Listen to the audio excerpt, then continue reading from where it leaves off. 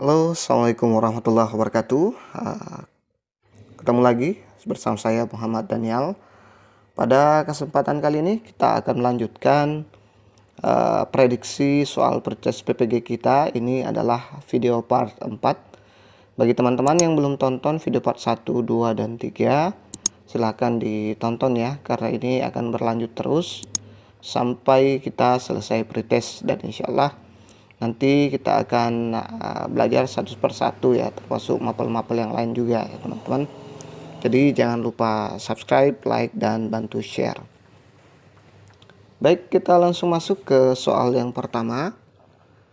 Salah satu tahap diagnostik kesulitan belajar adalah tahap diagnosis analitik. Pada tahap ini biasa digunakan tes diagnosis atau tes prestasi belajar. Tujuan dari tahap diagnosis analitis adalah untuk mengidentifikasi masalah, yaitu untuk mengetahui A. Jenis kesulitan belajar yang dialami anak, B. Letak kelemahan-kelemahan itu terjadi, C. Menandai anak yang mengalami kesulitan belajar, D. Faktor penyebab kesulitan belajar anak. Kira-kira yang mana nih jawabannya? Coba dijawab dulu.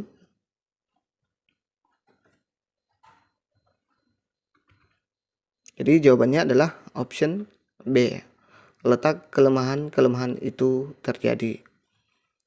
Kita lihat pembahasannya. Tahap analitik diagnostik lazimnya digunakan ialah tes diagnosis untuk mengetahui di mana letak kelemahan tersebut ya. Nah, itu dia tujuan dari tahap diagnosis ya.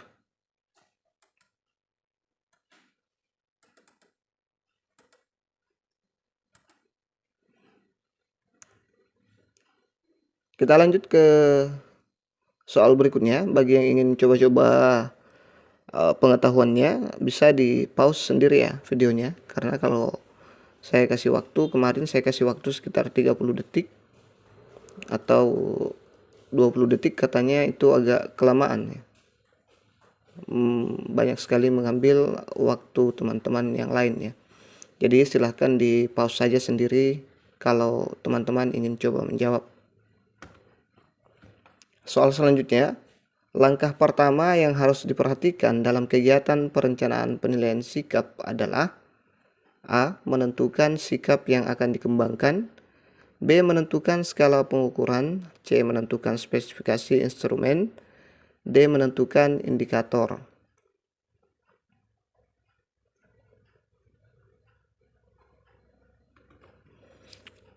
Jadi jawaban yang tepat adalah A. Menentukan sikap yang akan dikembangkan. Kita lihat pembahasannya. Langkah-langkah perencanaan penilaian sikap dalam K13 adalah sebagai berikut.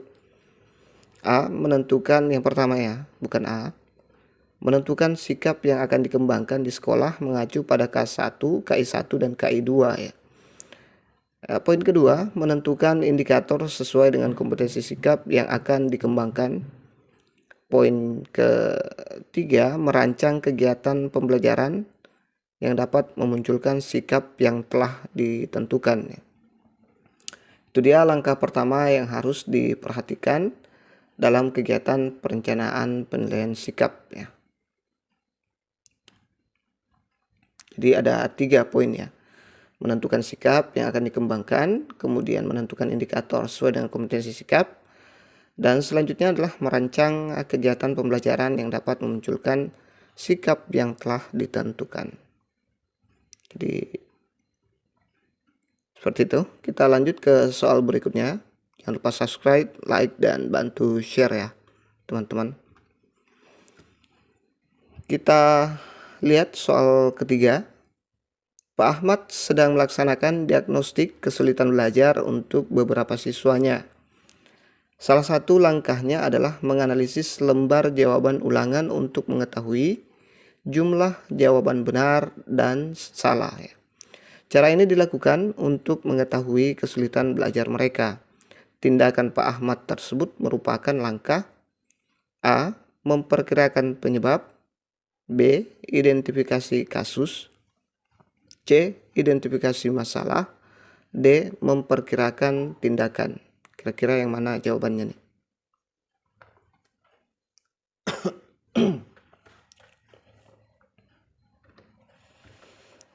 Ya, jadi jawaban yang tepat adalah identifikasi masalah ya. Melaksanakan diagnosis kesulitan belajar untuk beberapa siswanya. Salah satu langkahnya adalah menganalisis lembar jawaban ulangan ya. Cara ini untuk mengetahui kesulitan belajar mereka. Tindakan Pak Ahmad tersebut merupakan langkah dia termasuk langkah mengidentifikasi masalah ya. Kita lihat pembahasannya.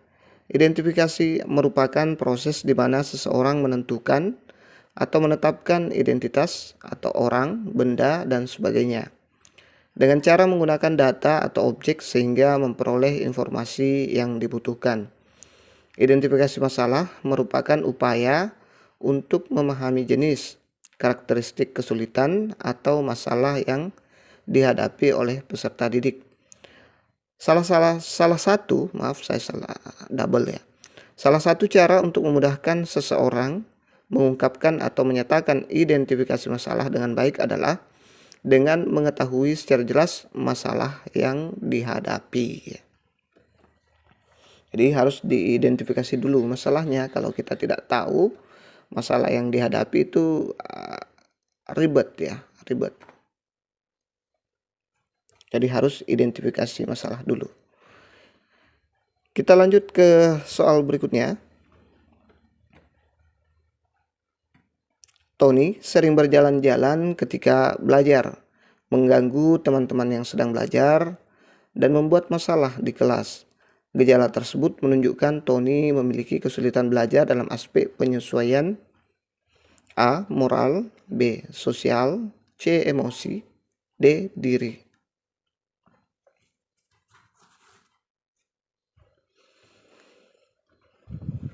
Jadi kita lihat pembahasannya, saya lupa tanda ya. Faktor penyebab kesulitan belajar menurut Sumardi, Suryabata 1996, halaman 249 sebagai berikut. Faktor-faktor yang berasal dari luar diri siswa dapat digolongkan menjadi dua golongan, yaitu yang pertama faktor-faktor non-sosial dan faktor-faktor sosial ya. Keadaan keluarga dapat menjadi penyebab timbulnya kesulitan belajar siswa seperti ini, sikap orang tua yang terlalu banyak membebani anak dan dengan tugas-tugas rumah membuat anak lemah semangat dalam belajar. Perhatian yang kurang, anak kurang mendapat dorongan untuk berprestasi, lepas kasih. Larangan orang tua tidak sesuai dengan kemampuan anak juga dapat menyebabkan kesulitan belajar karena anak menjadi terbebani. Kemudian ada suasana rumah, tadi suasana keluarga ya. Suasana rumah yang selalu ramai, gaduh dan kacau, hubungan keluarga yang kurang akrab, sehingga suasana rumah menjadi tidak nyaman ya. Hal ini akan menyebabkan anak tidak dapat belajar dengan tenang di rumahnya sendiri ya. Ya, kadang rumah tangga ada yang ribut-ribut, ada yang sering ribut ya.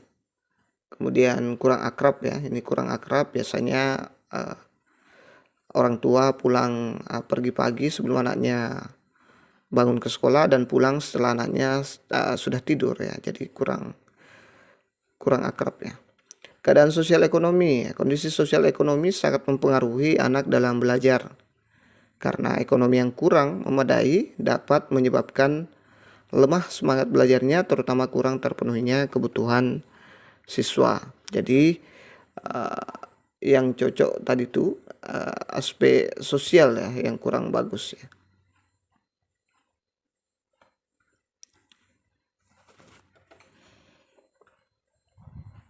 Oke.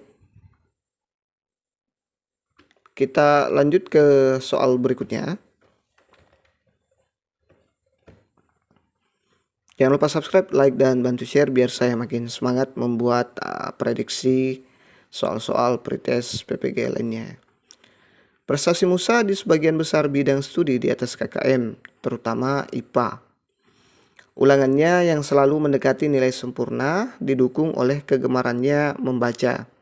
Apa yang sebaiknya dilakukan oleh guru untuk mengembangkan bakat Musa? A. Memfasilitasi peserta didik untuk memperdalam materi kurikulum yang diajarkan sesuai minatnya. B. Dijadikan pendidik sebaya untuk membantu teman-teman yang kesulitan belajar. C. Memfasilitasi peserta didik untuk memperdalam materi kurikulum yang diajarkan sesuai bakatnya. D. Memberikan berbagai tugas mandiri sekaligus melatih keterampilan belajarnya.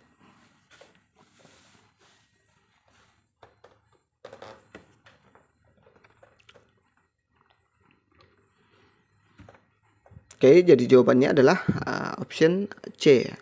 Memfasilitasi peserta didik untuk memperdalam materi kurikulum yang diajarkan sesuai dengan bakatnya. Bakatnya si Musa ini ada di IPA. Makanya kita memfasilitasi peserta didik tersebut dalam mengembangkan diri di mata pelajaran IPA ya, sesuai dengan kurikulum yang diajarkan. Kita lihat pembahasannya. Minat bisa diartikan sebagai ketertarikan pada suatu hal, sedangkan bakat adalah keahlian dan kemampuan untuk menghasilkan sesuatu. Bakat juga sering didefinisikan sebagai kapasitas belajar yang lebih unggul yang membuat anak-anak lebih cepat belajar sesuai daripada anak lain. Belajar sesuatu daripada anak lain. Jadi bakat itu berbeda dengan minat ya teman-teman. Punya akselerasi. Kalau dia berbakat punya akselerasi dibanding anak-anak yang lain. Kita lanjut ke soal berikutnya.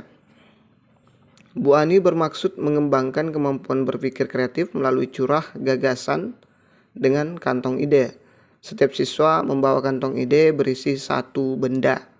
Kemudian kantong ide ditukar dengan temannya. Tugas siswa adalah memberikan kata sebanyak mungkin terkait benda yang ada di kantong ide tersebut. Cara yang digunakan Bu Ani dapat mengembangkan keterampilan berpikir A. Logis, B. Vertikal, C. Konvergen, D. Divergen.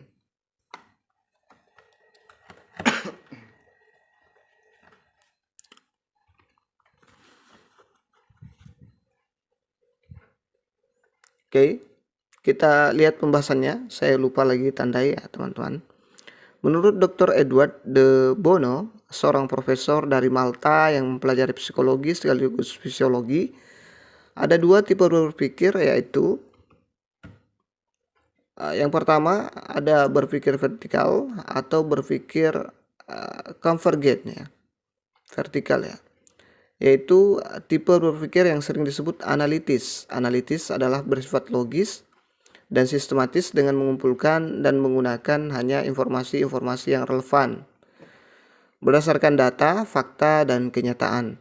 Proses berpikir ini dibutuhkan ketika kita melakukan analisa terhadap sebuah persoalan.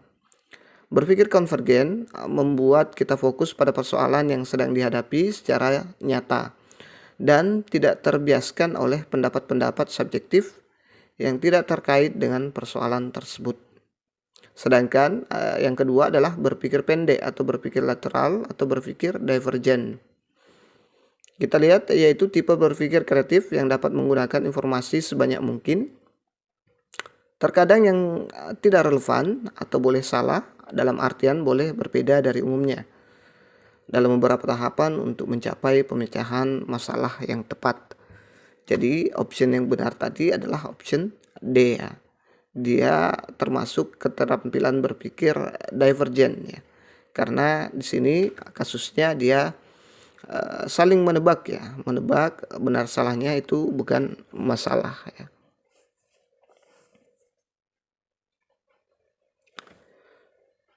Kita lanjut ke soal berikutnya. Diki tidak disukai oleh teman-temannya karena memiliki sikap kurang menghargai orang lain, suka berbicara kasar, agresif, dan suka mengganggu orang lain. Berdasarkan ciri-ciri perilaku tersebut, diduga status hubungan sosial Diki termasuk A. Anak yang kontroversial, B. Anak yang diterima, C. Anak yang diabaikan, D. Anak yang ditolak.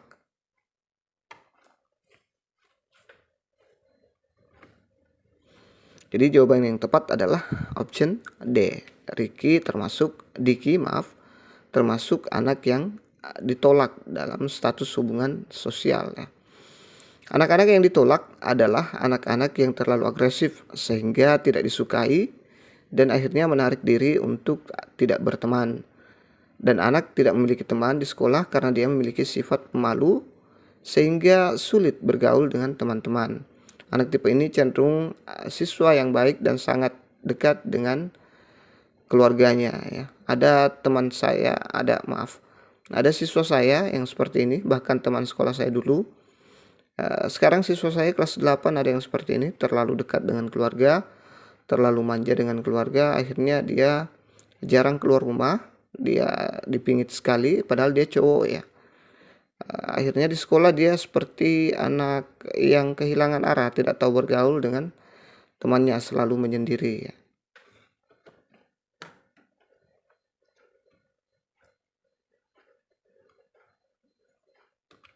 Oke, itu saja dulu yang sempat kita share pada kesempatan kali ini. Mudah-mudahan bisa membantu nilai teman-teman di pretest nanti. Bagi teman-teman yang ingin soal-soal lainnya bisa dibuka di playlist saya. Buka di playlist, teman-teman bisa pilih kebutuhan teman-teman di situ. Banyak di situ latihan-latihan soal dengan pembahasannya. Insyaallah kita akan lanjut terus ini. Kita akan buat juga yang nanti untuk bahasa Indonesia, SD, dan lain-lain ya, mapel yang lain juga. Oke. Jangan lupa subscribe, like, dan bantu share. Wassalamualaikum warahmatullahi wabarakatuh.